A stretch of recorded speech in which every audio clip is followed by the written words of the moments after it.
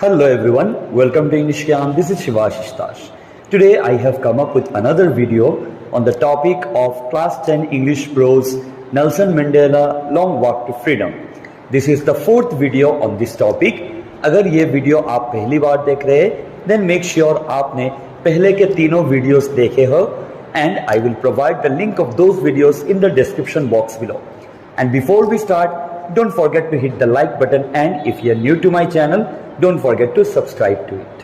तो हम लोगों ने पिछले के 3 वीडियोस में देखा था कि कैसे मंडेला ने शपथ लिया था as the first black president of his country and कैसे उन्होंने अपने देश को आगे ले जाने के लिए शपथ लिया था. We also saw that 2 national anthems were सung ऑन दैट डे. हम लोगों ने ये भी देखा कि कैसे साउथ अफ्रीका के पिछले पेट्रियट्स के वजह से मंडेला आज वहां खड़े थे और कैसे वो first black president of the country बन गए. तो चलिए हम लोग नेक्स्ट पार्ट्स देखते हैं. Let's see the first point. South Africa's real wealth are its people, finer and truer than the purest diamonds. Mandela ने कहा कि हाँ, मेरे देश में बहुत सारे जेम्स पाए जाते हैं, बहुत ही वैल्यूएबल स्टोन्स पाए जाते हैं और डायमंड्स भी पाए जाते हैं, लेकिन मेरे देश का रियल वेल्थ ये सब कुछ नहीं है. मेरे देश का रियल वेल्थ है मेरे देश के लोग. मंडेला ने कहा कि मेरे देश के लोग ये जेम्स और डायमंड से ज्यादा प्योर है और ज्यादा फाइन है. So this is what he meant. He also said courage is not the absence of fear but the triumph over it. Mandela ने करेज का, साहस का एक अलग ही डेफिनेशन दिया था. उन्होंने ये कहा कि हमारे अंदर अगर डर नहीं है so it doesn't mean courage. Courage does not mean the absence of fear. लेकिन करेज का मतलब क्या है? हमारे अंदर डर रह सकता है. We may have a fear inside us but we must overcome that fear. अगर हम लोगों ने उस डर पे जीत पा ली, अगर हमने उस डर को हरा दिया, तभी हम लोग कह सकते हैं कि हमारे अंदर करेज है. सो उन्होंने यही कहा कि courage is not the absence of fear. Fear नहीं रहने को हम लोग करेज नहीं कहते, लेकिन courage means the triumph over that fear. मतलब उस फियर को अगर हम जीत ले, उस फियर पे अगर हम ट्रायम्फ पा ले, तो उसी को हम लोग कहेंगे करेज. He also defined a brave man.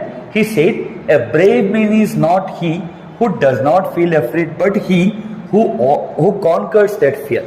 Mandela ने ये भी कहा कि साहसी आदमी या फिर ब्रेव मैन वो नहीं होता कि जिसके अंदर डर नहीं होता, लेकिन एक ब्रेव मैन कौन होता है? जो उस डर को कॉन्कर कर ले, इस डर को जो हरा ले, वही रियल ब्रेव मैन होता है. He said, a brave man is not he who does not feel afraid. जिसको डर नहीं लगता है वो ब्रेव मैन नहीं है, लेकिन एक ब्रेव मैन कौन है? जो उस डर को हरा ले, जो उस डर को कॉन्कर कर ले, वही एक ब्रेव मैन कहलाता है. Now let's see what else did Mandela say. Mandela said, people must learn to hate. Mandela ने कहा कि लोगों को हेट करना सीखना पड़ता है. बिकॉज जब एक चाइल्ड का जन्म होता है, जब एक बच्चा जन्म होता है, वो जब धीरे धीरे बड़ा होता है, उसको नहीं पता कि हेट कैसे करना. वो सभी को प्यार ही करता है. हम सभी ने पहले सभी को प्यार करना ही सीखा, उसके बाद में हमको हेट करना सिखाया गया. हम पहले सभी मिले जुले रहते थे, लेकिन जब हम धीरे धीरे बड़े होने लगे, हमको सिखाया गया कि उसको प्यार करो और उसको तुम हेट करो. So that is what Mandela said, people must learn to hate. लोगों को हेट करना सिखाया जाता है and they can be taught to love as it comes more naturally. So Mandela ने कहा अगर लोगों को हम लोग हेट करना सिखा सकते हैं तो हम लोगों को डेफिनेटली प्यार करना भी सिखा सकते हैं. बिकॉज प्यार करना तो मोर नेचुरली आता है. हम पहले किसी चीज को प्यार ही करते हैं, बाद में धीरे धीरे उस चीज के प्रति हमारा एक हेट डेवलप होता है. मंडेला ने भी यही कहा है कि हम अगर हेट करना सीख सकते हैं तो तब तो हम प्यार करना भी सीख सकते हैं, लोगों को हम प्यार भी कर सकते हैं. Because love comes more naturally to the human heart. He also said, man's goodness is a flame that can be hidden but never extinguished. Mandela ने कहा कि हम सभी के अंदर एक फ्लेम है, एक आग है. उस आग का फ्लेम क्या है? हमारा गुडनेस है.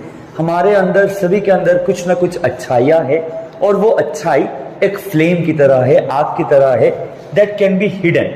वो कभी कभार छुप जाता है, हाइड हो जाता है हमारे दूसरे बैड क्वालिटीज के वजह से हमारा गुडनेस छुप जाता है, लेकिन वो गुडनेस का फ्लेम कभी भी एक्सटिंग्विश नहीं होगा, वो कभी भी नहीं बुझेगा। It will be never put out, वो कभी नहीं बुझेगा। ये कभी कभार छुप जाता है लेकिन ये कभी नहीं बुझता। इट मीन्स कोई इंसान कितना भी बुरा क्यों ना हो, उसके अंदर कुछ ना कुछ अच्छाइयाँ जरूर होती है।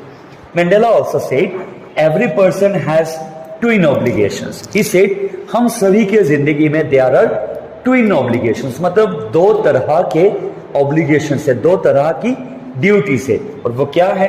एक ड्यूटी होता है obligation to his family, to his wife, to his parents and children। मतलब एक इंसान को अपने फैमिली के प्रति, अपने वाइफ के प्रति, पेरेंट्स के प्रति और चिल्ड्रन के प्रति एक ड्यूटी होता है उस इंसान का। वो एक टाइप का ड्यूटी होता है, one kind of obligation. And the other kind of obligation is to his people, his community and his country.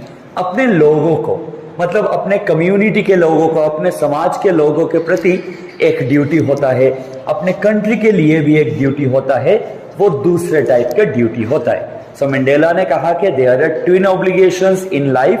One is our personal obligations, मतलब जो फैमिली के लिए, वाइफ के लिए, पेरेंट्स के लिए, चिल्ड्रन के लिए एक तरह का हमारा ड्यूटी होता है। और दूसरा ड्यूटी होता है towards our society and towards our people and towards our country.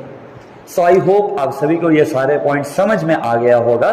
If you still have any doubts, you can ask the questions in the comment sections below. For more such content on English and English grammar, stay tuned to English Gyan. Keep learning and keep sharing. Thank you.